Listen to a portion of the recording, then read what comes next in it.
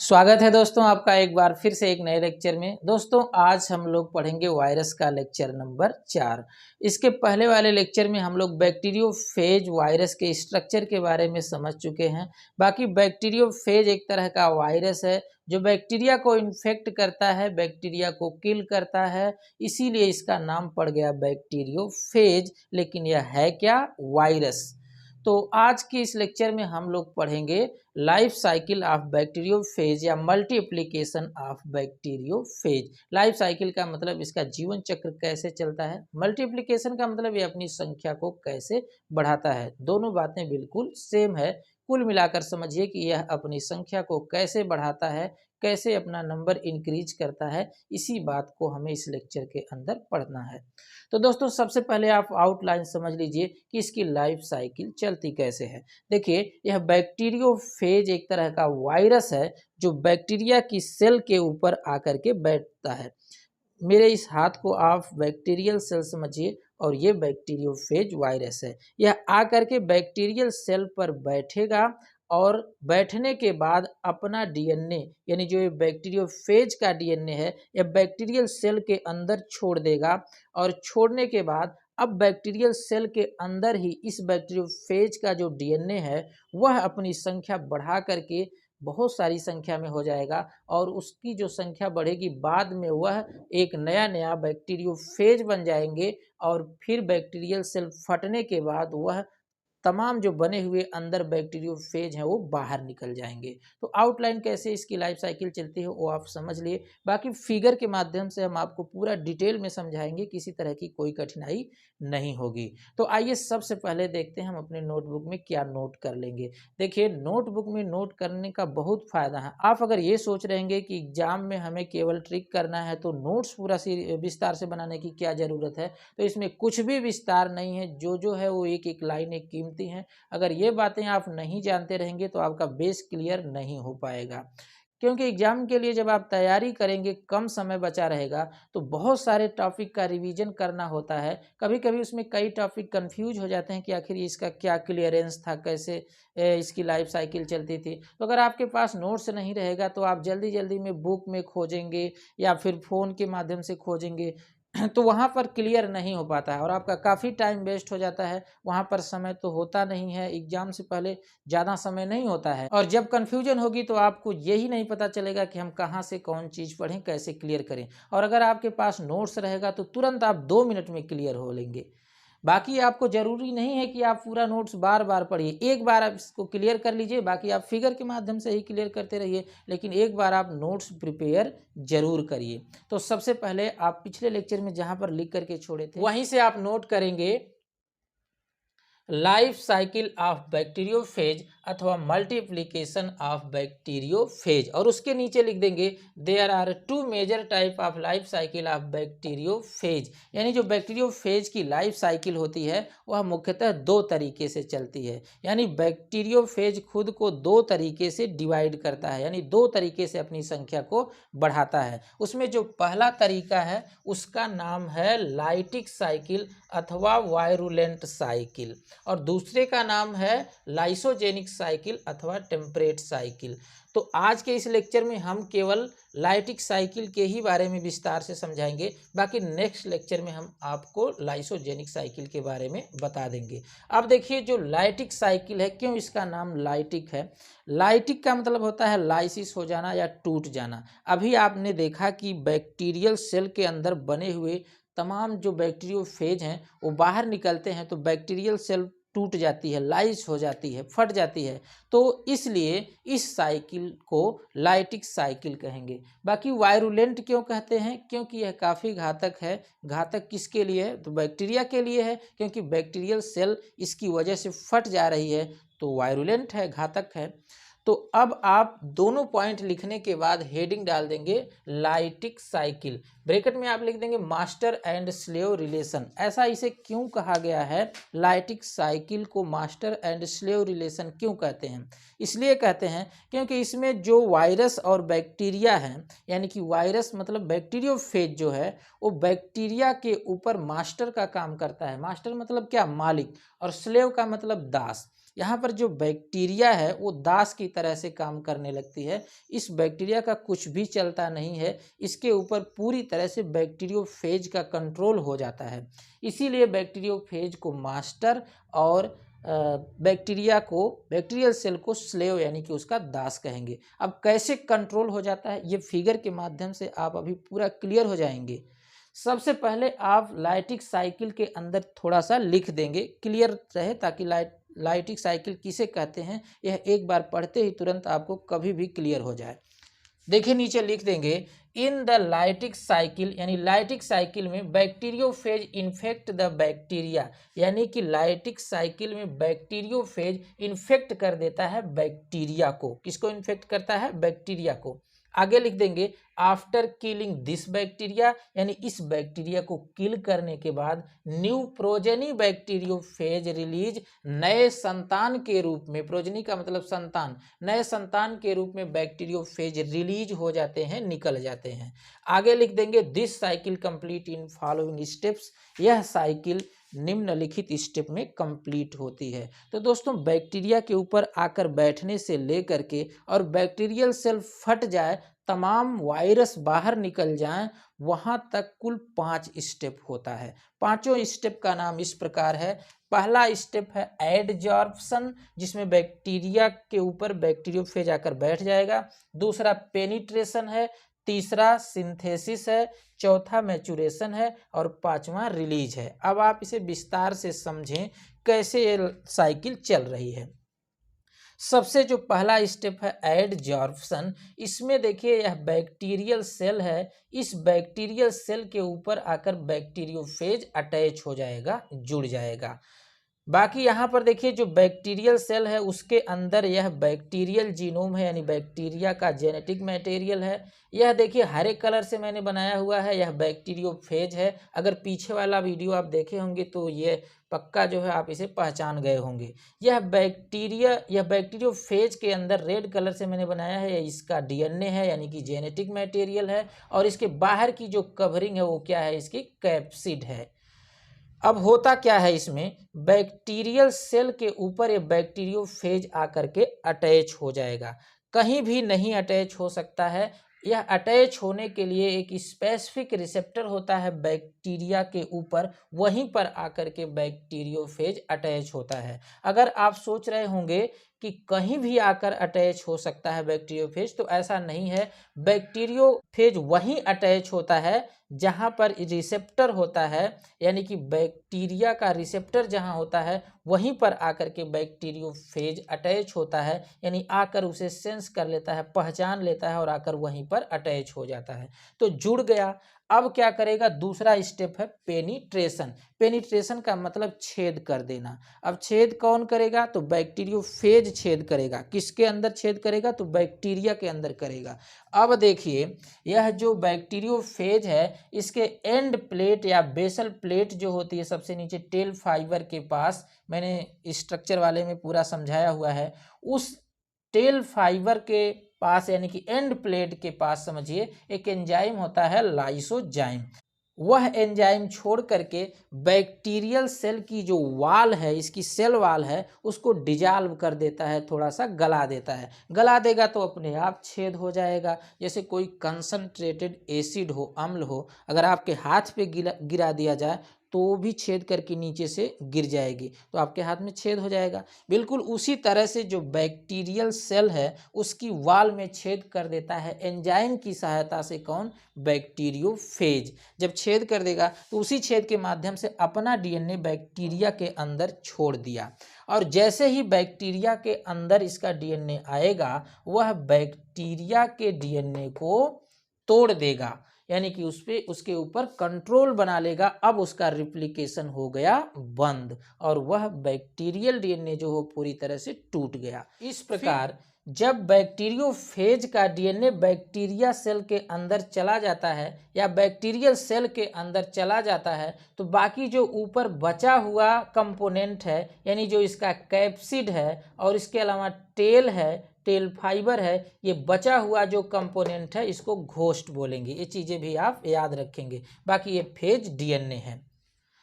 अब इसके बाद देखिए जो अगला स्टेप आ जाता है वो है सिंथेसिस। सिंथेसिस में क्या होगा कि सबसे पहले तो जो ये बैक्टीरियोफेज का डीएनए आया वो तुरंत इस पे कंट्रोल बना लिया। किस पे कंट्रोल बना लिया? बैक्टीरिया के डीएनए पर कंट्रोल बना लिया, यानी अब उसका मल्टीप्लिकेशन बंद हो गया। बैक्टीरियोफेज का डीएनए कहता है तुम अब अपना मल्टीप्लिकेशन बंद कर दो, यानी कि अब बैक्टीरिया के डीएनए का मल्टीप्लिकेशन नहीं होगा। लेकिन बैक्टीरियोफेज का डीएनए क्या करेगा? वह बैक्टीरिया का ही राइबोसोम यूज करके, यानी जिस बैक्टीरिया के अंदर एंट्री किया है उसी का राइबोसोम यूज करके और अपनी प्रोटीन बनाने लगेगा। जब अपनी प्रोटीन बनाएगा तो उसका कंपोनेंट भी बन जाएगा।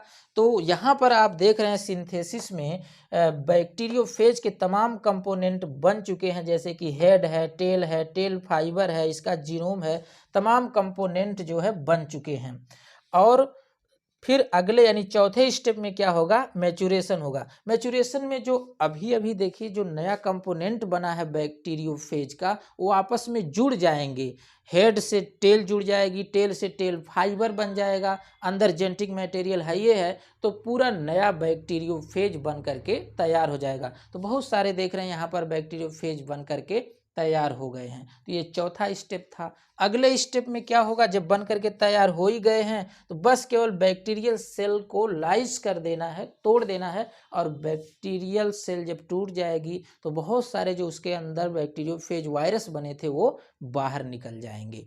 क्लियर हो गया? तो इस तरह से इसकी लाइफ साइकिल चलती है।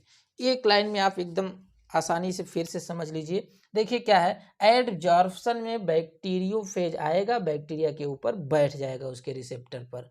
दूसरे में क्या होगा? पेनिट्रेशन, वो छेद करके बैक्टीरियोफेज इसके दीवार में, इसके वाल में छेद कर देगा और अपना डीएनए बैक्टीरिया के अंदर एंट्री करा देगा। एंट्री कराने के बाद इस बैक्टीरियल डीएनए को तोड़ देगा और उसका डिवीजन रोक देगा। सिंथेसिस में क्या होगा? सिंथेसिस में जो बैक्टीरियोफेज का डीएनए है वह बैक्टीरिया का ही राइबोसोम यूज करके अपना कंपोनेंट बनाना शुरू कर दिया, जिसमें आप देख पा रहे होंगे यह हेड और इसके अलावा टेल और बैक्टीरियोफेज का डीएनए बन करके तैयार हो गया है। मैचुरेशन के अंदर जो बने हुए विभिन्न प्रकार के कंपोनेंट थे, जैसे कि tail, head, tail fibre DNA, वो एक साथ जुड़ करके नए बैक्टीरियोफेज बना दिए हैं। और रिलीज में आप देख रहे हैं कि बैक्टीरियल सेल टूट चुकी है और तमाम वायरस बाहर निकल रहे हैं, यानी तमाम बैक्टीरियोफेज बाहर निकल रहे हैं। तो दोस्तों इस तरह से इसकी लाइफ साइकिल कैसे चलती है यह पूरी तरह से आप समझ गए होंगे। किसी भी प्रकार की कोई दिक्कत नहीं है। आप तमाम बुकों में देखेंगे तो कई तरह का फिगर बनाया हुआ है, कहीं पर कुछ स्टेप छोड़ दिया है, कहीं पर कोई एक्स्ट्रा ऐड कर दिया गया है। फ़ोन में आप सर्च करेंगे तो भी तरह तरह के आपको फिगर दिखेंगे, तमाम कन्फ्यूजन होगी। एक बहुत ही टिपिकल टाइप का डायग्राम मैंने यहाँ पर बनाकर आपको समझा दिया है। ना तो यहाँ से कोई स्टेप काटा जा सकता है, कोई फिगर, ना ही एक्स्ट्रा कोई ऐड किया जा सकता है। बिल्कुल जो होना चाहिए वही मैंने यहाँ पर बनाया है। यही आप अपने नोटबुक में बना लीजिए डायग्राम, आपको पूरा क्लियर हो जाएगा। अब लिखना कैसे है चलिए जल्दी जल्दी इसे समझ लेते हैं। तो देखिए आप नोटबुक में अपना ऐसे नोट कर लेंगे, तमाम इसमें सारी चीज़ें लिखी हुई हैं। देखिए क्या है, एडजॉर्प्शन। एडजॉर्प्शन में आप लिख देंगे the bacteriophage attach on the surface of bacteria, यानी जो बैक्टीरियोफेज होता है वह बैक्टीरिया के सरफेस से जाकर के अटैच हो जाता है, जुड़ जाता है। This process is known as adsorption, इस प्रक्रिया को एडजॉर्प्शन कहते हैं। इसके बाद the tip of tail fibre, यानी जो टेल फाइबर का टिप है किसका? बैक्टीरियोफेज का, अटैच बाय स्पेसिफिक रिसेप्टर, एक स्पेसिफिक रिसेप्टर से जुड़ता है, यानी जहां मर्जी है वहां नहीं जुड़ सकता है, एक स्पेसिफिक रिसेप्टर से जुड़ता है ऑन द बैक्टीरियल सेल, यानी बैक्टीरियल सेल पर।